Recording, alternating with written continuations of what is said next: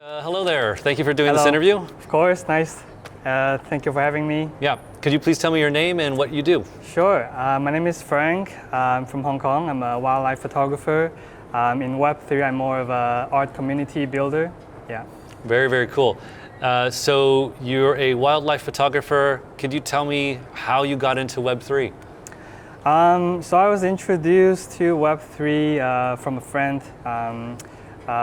in the wildlife conservation space. He is very into technology, so he's been kind of dabbling and learning about blockchain technology and what it can potentially do for wildlife conservation. So that was kind of the starting point. And then after that, I got into NFTs, learn about the PFPs, learn about the art side of NFTs. And then since then, I just focus on real life connections with people. I would join PFPs and then organize meetups for local holders. And then that kind of moved towards the art side, where we would do open calls and we would do exhibitions at Web3 conferences or in NFT galleries around the globe. So that's kind of the focus now too. So moving forward, probably trying to help more artists, get them into exhibitions.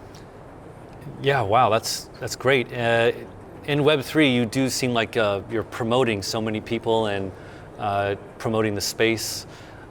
When you were doing wildlife photography, did you play a similar role in terms of this kind of like very much community building thing? Yeah, the community building thing is very new. I think it started in Web3. As you can imagine, while I'm doing wildlife photography, I'm mostly by myself or with a very, very small group when we travel. So I think Web3 kind of happened during pandemic as well, so a lot of people are staying home. I see. I'm not traveling, my fellow photographers, they are not traveling. So we just kind of have more like Zoom calls, and then that kind of got really natural. So I would be the one to organize Zoom calls, gather people together. Hey, meet this friend that I met on Instagram. So kind of as a connector role, I think that kind of stemmed from that. Wow, so it's very new for you. It's very new. Role. It's very new. So the funny thing was the first event that I held in Hong Kong, we had about 100 people. But then the year before that, I was by myself in the mountains, taking photos of wildlife. So the contrast is, very, very definite. Do you think your old self would be surprised at your kind of this new skill that you've developed? Yeah, for sure. Yeah, definitely very introverted. So doing anything social is kind of new. Let alone like being a connector, event organizers. These are very new, but so far I'm enjoying it. So that's so cool, man. Yeah. Honestly, having met you and then heard you on Spaces, I would never have thought that you are so introverted and that you've obviously spent so much time by yourself photographing nature. So there was a perception, at least in like 2020, 2021, about NFTs and Web3 being very negative for the environment. There's a lot of like, I would say, anger online, or I guess in a lot of like traditional art spaces. How is it now? Because I feel like there hasn't been as much anger online that I've seen about NFTs or the waste of energy or this kind of thing. Yeah. So in the beginning, that's obviously a big topic. There have been Web3 NFT projects launched by NGOs, wildlife NGOs that were really, got a lot of negative feedbacks from the community, from the audience who are not into Web3. But there are also some that kind of got some support. So I think it's how you present your project. If you launch a project and saying, focusing on how sustainable it is or what it's doing for the environment, then that's very easily targeted. With the obvious reasons of using the resources. So I think the narrative is one thing for projects to be careful of. But the other thing is just right now, I think with AI being the main topic, it kind of diverts a lot of attention to AI and what it's doing for the damage to the environment. Lots of power usage there. Exactly. So I think technology-wise, in the beginning, obviously it's not very matured, and it will keep improving, becoming more and more efficient. chains are getting more and more effective, using less energy. So I think it's just a process of a technology. So personally, I would really rather focus on what it can help the environment in the long term, the pros it can bring rather than the short-term negative. Definitely not saying it's a perfect solution. It's not, it won't be. But I think other than the negatives, which are really obvious, there are also a lot of positives that we can potentially look into. There's worth a conversation around. My next question is, you said you kind of got interested in this from a friend who works with conservation. Is there, and I imagine that conservation is important to you. Mm-hmm. Are there any kind of Web3 or NFT projects that focus on conservation or incorporate conservation into them? Yeah, there are some. One that I work with was called WildChain, and essentially it's an NFT marketplace that's focusing on wildlife conservation. And yeah, they do in different ways. I don't want to mention too much in case things change.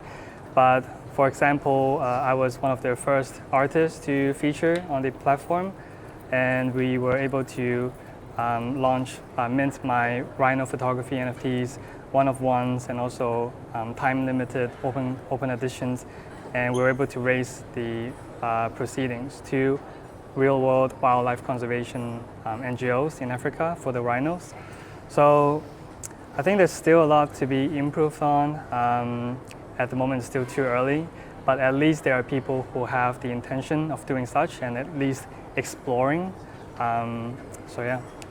You can tell me if I'm wrong, but I would imagine wildlife photography, that community is fairly traditional, is it not?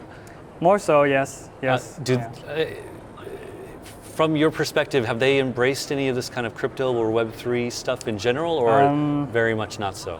I don't think yet. It's just the whole community that is environmental conscious. Those will probably be one of the later adopters, just by nature of their interest and their values, until a point where Web3 and crypto and blockchain gets to a point where it's much more efficient, uses less energy, has a better branding, less scams. All of that package. Before then, I don't think people will be rushing into Web3. Yeah. Cool. And then I'm going to switch over a little bit just from a personal interest. So obviously you do wildlife photography. I imagine you go into places that are pretty wild, like safaris or things. Yeah, expeditions, safaris, yeah.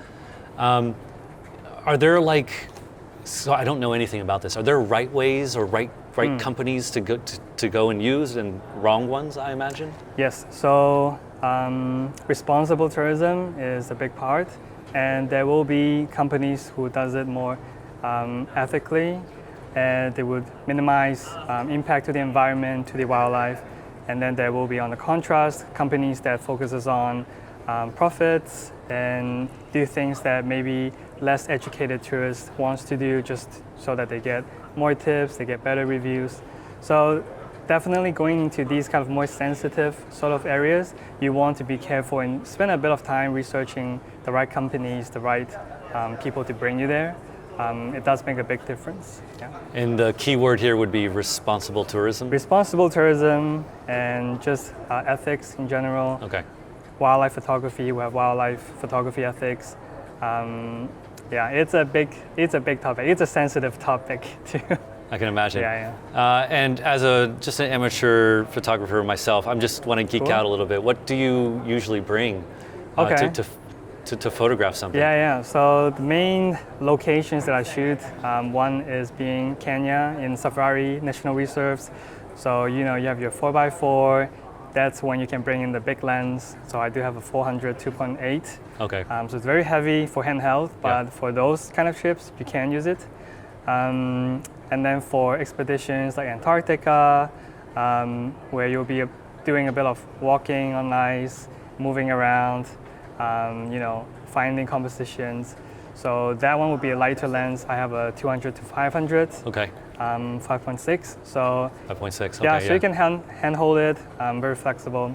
So yeah, depending on what you shoot and where you're shooting, yeah, there's a better and worse lens for you. Very good. All right, well, thank you very much. Thank you for you your so time. much, I David. appreciate it. Hope Thank we can you. talk again.